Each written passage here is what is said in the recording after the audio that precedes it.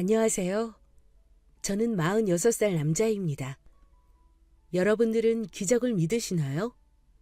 저는 기적이라는 건 어쩌다 한번 아주 드물게 몇 천만 명 중 한 명에게나 일어나는 일이라고 생각했습니다. 제가 직접 겪기 전까지는요.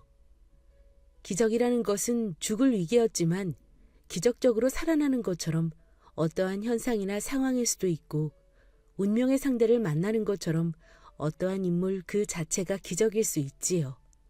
그리고 누구든 인생에 한 번씩은 기적이 일어난다고 믿어요. 이런 말을 하면 무슨 기적이 그렇게 흔한 줄 아냐고 하실 수 있죠.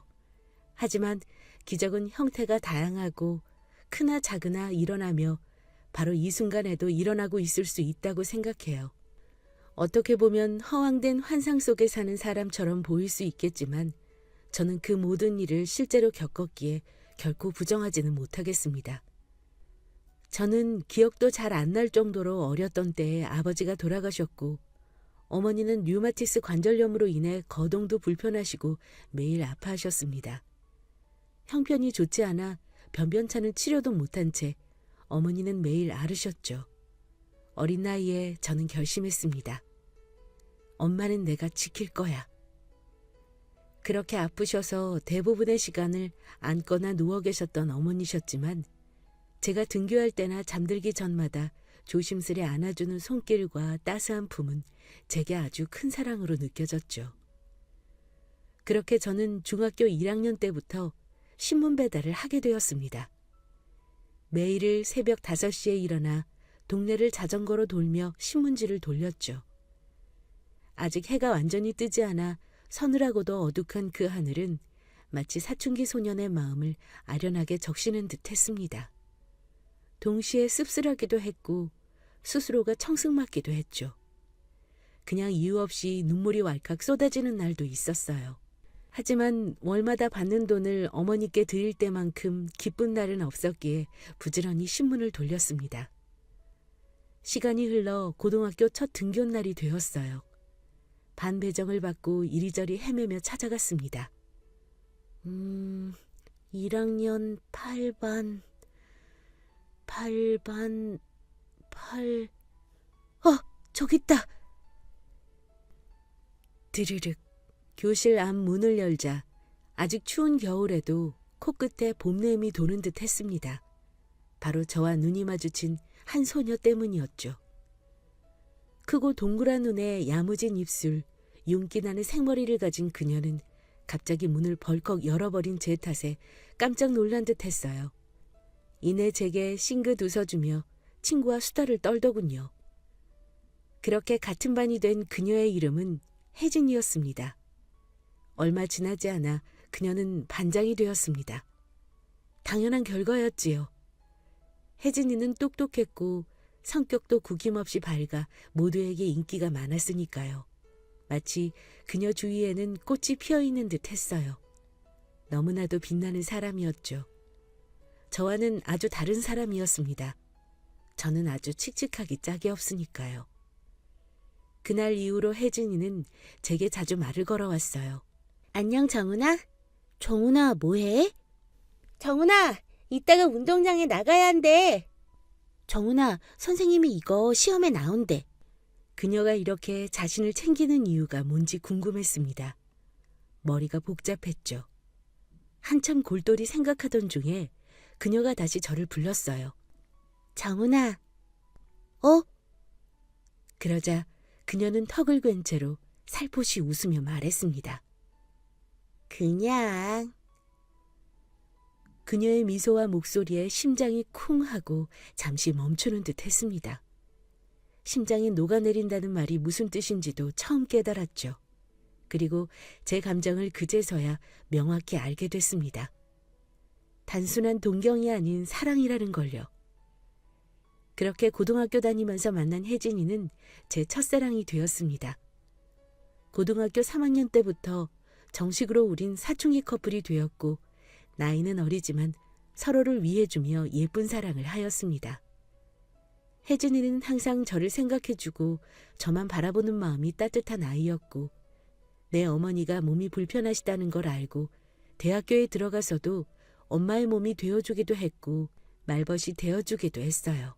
그러다 보니 그런 혜진이를 엄마는 무척이나 좋아하고 마음에 들어하신 거 당연한 얘기일 수밖에 없었죠. 그리고 가장 고마운 건 제가 군대에 가서도 그 긴 시간 동안 딴 생각 안 하고 저를 착실하게 기다려준 세상에 하나뿐인 내 여자였습니다. 그렇게 전 혜진이가 매일 기도를 해준 덕분에 무사히 전역을 할 수 있었습니다. 군대 전역도 했으니 열심히 일을 해서 돈을 많이 벌고 싶은 마음이 컸어요. 하지만 이 세상은 내 뜻대로 호락호락하지가 않더군요. 의욕만으로는 살아가는 게 쉽지 않다는 걸 뼈저리게 느낄 수가 있었습니다. 제대 후 저는 취업 준비를 시작했고 혜진이는 제가 군대에 가 있는 동안 대기업에 취업해 자취까지 하며 잘 다니고 있었죠. 떨리는 마음으로 첫 기업 면접에 갔습니다. 하지만 어느 곳 하나 저를 합격시켜주지 않았어요. 전부 경멸스러운 시선으로 얼굴이 왜 그러냐고 물었죠. 혹은 아예 질문조차 하지 않았습니다. 절망감에 술없이는 버티지 못했어요. 나라고 이런 얼굴이 되고 싶은 줄 알아? 집 천장에 대고 분풀이를 해도 갈수록 깊어지는 절망감에 눈물만 나왔죠. 술에 찌들어 기절하듯 잠에 들었습니다.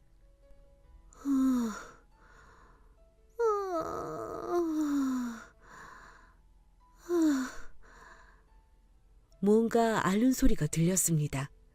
무거운 눈꺼풀을 들어올려 어디서 나는 소리인지 이리저리 눈을 굴렸죠. 정은아. 어머니께서 바닥에 쓰러져 식은땀을 흘리고 계셨어요. 저는 놀라 벌떡 일어나 어머니를 살폈습니다. 몸이 아프다고 이상하다고 하셨어요. 119를 불렀고 곧 병원 응급실에 도착했습니다. 저는 의사에게 어머니가 류마티스 관절염 때문에 약을 드시고 있다고 말했습니다. 의사는 심상치 않은 표정을 짓고는 검사 결과를 기다려보자고 했습니다. 검사 결과는 간경화였습니다. 원래 상태가 좋지 않았던 어머니의 간이 류마티스 관절염 약 복용으로 인해 더 손상되어 간경화에 이르렀다고 했습니다. 그럼 약을 먹으면 되는 거죠? 그게 류마티스 관절염 약과 간경화 약은 동시에 병행할 수 없습니다. 둘 중 하나만 먹거나 시기적으로 번갈아가며 먹어야 하죠. 현재는 간경화의 상태가 많이 안 좋습니다. 간경화 약을 먼저 드셔야 해요. 하지만... 말씀하세요. 하지만 제 생각엔 앞으로 시간이 얼마 남지 않은 것 같습니다. 길어도 6개월이라고 보시면 됩니다. 너무 힘들었습니다. 왜 나에게 이런 일이 생기는 건지, 어머니를 지켜주겠노라 다짐했는데 왜 이렇게 됐는지, 나는 여지껏 뭘 했는지. 연락을 받고 온 혜진이는 어머니의 상태부터 확인했습니다. 혜진이가 걱정하자 어머니는 아까는 조금 아팠는데 이젠 괜찮아졌어. 집에 가자. 웃으며 말씀하셨어요. 저는 눈물이 났습니다. 엄마 앞으로 길어도 쉿, 아들. 엄마 괜찮으니까 집에 가자. 왜? 치료받자. 나 아직 엄마랑 더 있고 싶어. 치료받자. 응? 부탁이야, 제발. 혜진이는 어머니의 살 날이 얼마 남지 않은 것을 눈치챘는지 어머니의 소매자락을 붙잡고 애원했습니다. 어머니는 치료받는 게 얼마나 큰 돈이 드는 줄 아니? 어차피 얼마 안 가 쳐버릴 목숨이라면 그 돈 아끼는 게 나아. 정은아, 혜진아, 괜찮아. 엄마, 나 돈 모은 거 많아. 진짜야. 나 대학교 다니면서 장학금 엄청 탄 거 알아? 그거 나 다 저축해놨어. 진짜로. 그니까 입원해서 치료받자. 저와 혜진이의 계속된 애원에 어머니는 결국 입원하셨고 치료가 시작되었습니다. 사실 장학금 얘기는 거짓말이었습니다. 제 수중에 돈이란 한 푼도 없었죠. 급하게 주변 지인이나 은행 등을 떠돌며 돈을 빌리려 했지만 그 어디에서도 돈을 빌려주지 않았죠. 결국 제3금융권에 연락을 할 수밖에 없었습니다. 정훈아, 나랑 얘기 좀 해. 혜진이가 집에 찾아왔습니다. 그러곤 척 봐도 꽤 많은 액수의 돈이 들었을 봉투를 제게 건넸죠. 이거 내가 여태 모은 돈이랑 우리 엄마가 조금 보태준 돈인데 이거 병원비로 쓰자. 뭐? 네가 여태 모은 걸 내가 다 가져다 쓰라고? 안 돼. 정훈아, 어차피 나 너랑 결혼할 거야. 그때 쓰나 지금 쓰나 다 내 가족 될 사람들한테 쓰는 건데 무슨 차이야? 내 말 듣고 이거 병원비로 써. 혜진이 덕분에 어머니의 병원비는 감당할 수 있었어요. 그 후 저는 혜진이와 함께 매일매일 하루도 빠짐없이 어머니의 간호를 했습니다. 그리고 혜진이와 혼인신고를 한 뒤 혜진이의 자취방에서 함께 지내게 되었습니다.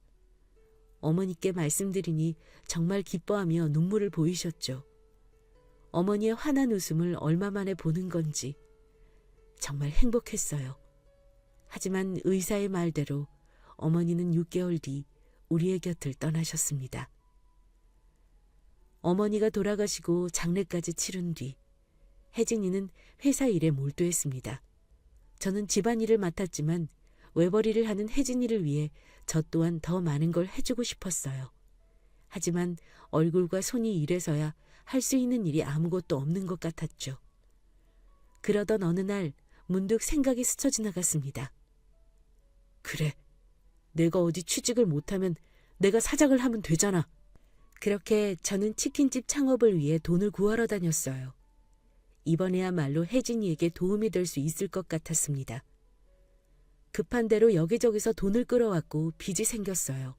하지만 치킨만 잘 만들어 팔면 금방 갚을 수 있을 것 같았죠. 치킨집을 차릴 자리까지 알아보고 집에 와 혜진이에게 말했습니다. 혜진아, 이제 내가 돈 벌어다 줄게. 넌 고생 말고 푹 쉬어. 혜진이는 기뻐하며 뭐야? 정훈이 일 구했어? 대단하다. 축하해. 아니, 내가 사장이 될 거야. 치킨집 차리려고 돈 받아왔어. 부동산 가서 자리도 미리 알아보고 왔어. 기대에 찬 제 말과 반대로 혜진이의 표정은 어두워졌습니다. 뭐? 그런 걸 혼자서 결정했어? 왜 그래? 우리들이 잘 먹고 살자고 그러는 건데. 이렇게 큰 일을 어떻게 상의도 없이 혼자 결정해? 이미 돈을 빌려버리고. 이자는 어떻게 감당하려고? 저는 혜진이의 말에 기분이 확 상해졌어요. 전 혜진이를 위해 이러는 건데 막상 혜진이는 기뻐하기는커녕 저를 구박했죠. 억울하고 서운했습니다. 지금 내가 나 혼자 좋자고 이래? 제 말에 혜진이는 한숨을 쉬며 아니, 정훈아, 그래도 이런 건 나한테 미리 말해줄 수 있었잖아. 같이 준비하고 같이 상의했으면 좋았잖아. 그 돈은 다시 그대로 돌려주고 이자도 얼른 갚자. 그래, 내일 네 말대로 돈 돌려주고 이자도 갚을게. 됐어? 넌 내가 어떤 마음으로 어떤 생각으로 이러는지 알지도 못하고 이해하려고 하지도 않지? 아, 너는 아주 돈 많은 집에서 곱게 자라서 모르겠구나. 그러니까 서로 상인이 뭐니 자기한테 얘기는 했네 안 했네 이러지. 내가 그렇게 우습냐? 그래, 나 엄마도 없고 아빠도 없어. 너는 부모님이랑 여행 다니고 비싸고 맛있는 거 먹을 때 나는 배고픈 건 허다였고 신문 배달하면서 지냈어. 네가 날 알기나 해? 넌 위선자야. 그렇게 날 위하는 척해도 결국엔 내 위에 군림하고 싶어하고 날 마음대로 하고 싶어하는 거 모를 줄 알아? 난 안 속아. 우리 이혼하자. 뭐? 이혼하자고. 곱게 자란 공주님은 나 같은 천민의 입장을 알려고도 안 하는데 어떻게 우리가 같이 살겠어? 애초에 우리는 신분이 다른데. 제 말에 혜진이의 눈에는 눈물이 고였습니다. 그래, 하자, 이혼. 그렇게 우리는 결혼 생활을 마치게 되었죠. 저는 혜진이의 집에서 나와 거리를 방황하게 됐습니다. 또다시 술 없이는 살지 못하게 되었죠. 그렇게 며칠을 술만 마셨는지 기억도 안 나고 시간이 얼마나 흘렀는지도 알 수 없었습니다. 아침 햇살에 눈이 부셔 일어나 보니 공원 벤치 위에 누워 있었죠. 술을 살 돈이 없어질 때가 됐는데 몸에서 악취가 났습니다. 살 곳이 필요하다는 것과 돈이 필요하다는 사실이 새삼스레 생각났죠. 근처 편의점 ATM에서 잔액 조회를 했습니다. 잔액 2,031,455원? 어? 이게 무슨 일이지? 아직 술이 덜 깼나? 눈을 비비고 다시 봐도 잔액이 2천만 원이 넘었습니다. 제가 이렇게 큰 돈을 모았을 리가 없기에 멍하니 있었습니다. 저는 바로 통장 정리 버튼을 눌러 누가 보낸 돈인지 아니라면 혹시나 오류로 잘못 보내진 돈은 아닐지 확인해 보기로 했어요. 통장 정리 후 찍힌 이름을 확인했습니다. 이혜진? 날짜는 2달 전이었습니다. 날짜를 확인해 보니 이혼 후 며칠 후더군요. 마지막까지 저를 챙겨주는 이 여자는 대체 무슨 생각일까요? 이렇게 모진 말을 뱉어 상처를 줬는데 왜 이렇게까지 해주는 건지. 바보야. 나 줄 돈으로 네가 더 잘 살아야지. 통장에 적힌 이름 석자를 어루만지다 이내 눈물을 닦았습니다. 한심한 놈. 네가 이럴 때야? 정신 차려. 스스로에게 화를 내곤 곧바로 월세를 알아보러 갔습니다. 그리곤 건설 현장 일용직으로 일하게 됐어요. 일을 마치고 나면 온몸이 두들겨 맞은 듯이 아팠습니다. 하지만 일을 할 수 있다는 것만으로 감사했고 열심히 살겠다는 일념으로 매일매일 출석 도장을 찍었죠. 그렇게 반년을 하루도 빠짐없이 일했고 어느 날 업무관리소장님이 저를 호출하셨습니다. 내가 뭐 잘못했나? 지레 겁을 먹은 저는 쭈뼛거리며 사무실 안으로 들어갔어요. 소장님은 얼어있는 절 보고 웃으며 혼내려고 부른 거 아니야. 할 얘기가 있어서 말이지. 예? 사실은 정훈 씨 일하는 걸 쭉 지켜봤는데 눈치도 빠르고 일도 잘하고 예의도 바르고 성격도 좋고 덩치도 크고 아주 딱이더라고. 뭐가 딱이라는 건가요? 내가 아는 친구가 하는 인력사무소에서 일해볼 생각 없나? 총괄직으로. 마침 사람을 구하고 있거든. 네? 총괄이요? 되게 막중한 책임이 따를 것 같은데 제가 그런 걸 해도 되나요? 정훈 씨가 잘 해낼 것 같아서 내가 믿고 추천하는 거야. 그래서 해볼래 말래? 해보겠습니다. 열심히 살고자 하니 제게도 기회가 왔습니다. 운 좋게도 저를 눈여겨봐 주신 소장님이 아주 좋은 자리를 소개해 주신 거죠. 그렇게 저는 다음 날부터 인력사무소에서 총괄직을 맡게 됐습니다. 주 업무는 여러 기업체에서 들어오는 일감들을 검토 후 승낙하고 그에 따른 인력을 배치하는 일이었죠. 전보다 급여도 훨씬 많이 받게 되었습니다. 몸도 힘들지 않았고 일도 적응하니 괜찮았어요. 밤마다 근육통에 시달릴 일이 없게 되니 웃음이 절로 나왔죠. 원래 저라면 꿈도 못 꿀 일인데 이렇게 되니 소장님께 너무 감사했습니다. 그렇게 12년 일하는 시간을 보냈습니다. 어느 날 소장님이 찾아왔습니다. 소장님, 어쩐 일이세요? 사실은 내 딸애가 너무 아파. 병원비를 대야 하는데 이전에 사기를 당해서 빚이 생겼어. 그래서 신용불량자라 어디서 대출도 해주지를 않더라고. 그래서 말인데 최대한 빨리 갚을 테니 8천만 원만, 딱 8천만 원만 빌려줄 수 있어? 네? 8천만 원이요? 그건 너무 큰데. 정훈 씨 여기서 일하게 해주고 우리 여태 알고 지낸 게 몇 해야? 횟수로 벌써 12년이야. 정을 생각해서라도 제발 한 번만 부탁하네. 내가 거래 쳐서 받을 돈이 있는데 다음 주에 입금될 거야. 내가 다음 주까지는 꼭 갚으러 올게. 예, 알았어요. 저는 제 인생을 바꿔준 은인인 소장님을 거절할 수가 없었고 전 재산이나 다름없던 8천만 원을 빌려줬습니다. 일주일 후에 갚으러 오겠다던 소장님은 한 달이 지나도 오지 않았고 머지않아 여기저기서 소장님 얘기가 들려왔습니다. 다른 사람들에게도 큰돈을 빌리고 도망을 가셨다는 얘기가요. 저는 생계가 어려워져 당장 월세도 못 내게 되었습니다. 결국 저는 쫓겨났고 어슬렁거리며 공원 벤치에 앉았습니다. 햇살이 눈이 부신 게 마치 그날 같았죠. 혜진이가 제게 몰래 2천만 원을 입금했던 그 사실을 알게 됐던 날이요. 내가 그럼 그렇지. 한심한 놈은 끝까지 한심한가 보다. 스스로를 자책하며 슈퍼에서 복권을 샀습니다. 그리곤 공원 벤치에 누워 과거의 그 시절처럼 잠을 청했죠. 얼마나 잤을까. 벌써 하늘은 어둑했고 쌀쌀해졌습니다. 추워. 몇 시야? 핸드폰을 보니 밤 11시. 복권 발표났겠다. 당첨번호를 검색하고 제 복권과 맞춰보았습니다. 어라?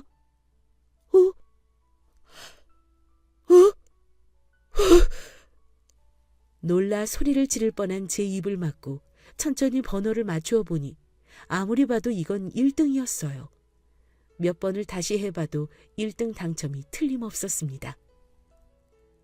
내가 꿈을 꾸나? 이게 무슨 일이지?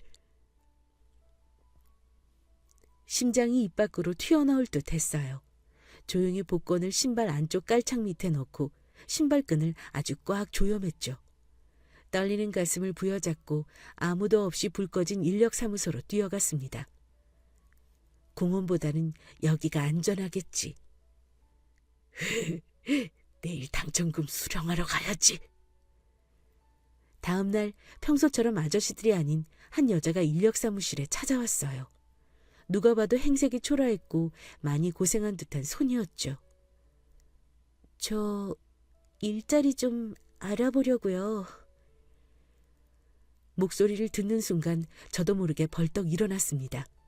그리고 그제서야 그 여자의 얼굴을 쳐다봤죠. 12년 만에 보는 얼굴이었습니다. 혜진아! 내내 시선을 발끝으로만 내렸던 그녀는 커진 눈으로 저를 바라봤습니다. 정훈아. 혜진아, 네가 왜 여기에... 어쩌다가 온 거야? 너 회사 잘 다니고 있었잖아. 제가 걱정스레 묻자 혜진이는 눈물을 터뜨렸어요. 정훈이 너랑 이혼하고 반년 정도 지났을 때 우리 부모님 두 분 다 교통사고로 돌아가셨어. 뭐? 혜진이는 산전수전을 다 겪은 듯 했습니다. 혜진이의 부모님이 교통사고로 돌아가시고 그 충격으로 혜진이는 쓰러졌다고 했어요. 혜진이가 병상에 누워있을 동안 혜진이의 친척들은 혜진이의 부모님이 가진 재산을 가로채 도망을 가버렸죠.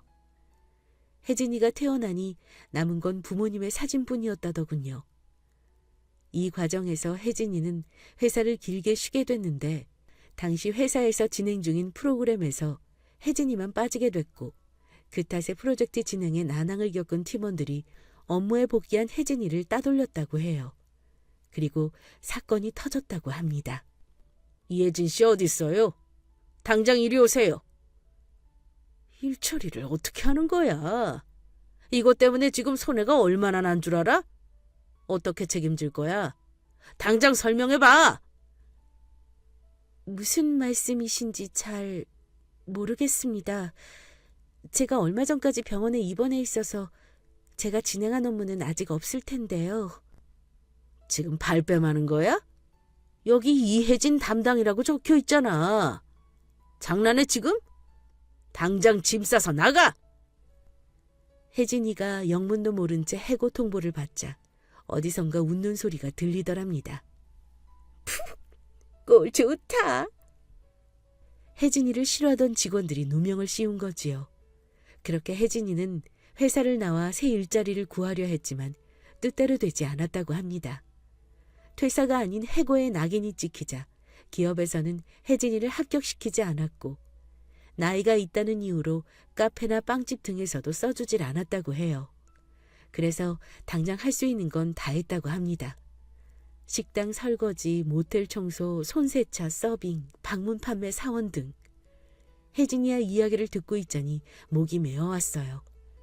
괜히 나라는 존재가 혜진이의 인생을 단단히 꼬아놓은 것 같았죠. 그렇게 빛나고 예쁘던 혜진이는 이제 삶에 지쳐 더 이상 발버둥칠 기력도 없어 보였습니다. 눈물을 재빨리 훔치고 혜진이에게 좋은 일자리를 소개해주고자 자리에 앉혔어요. 그런데 갑자기 혜진이가 무언가 생각난 듯이 자리에서 벌떡 일어나는 게 아니겠습니까?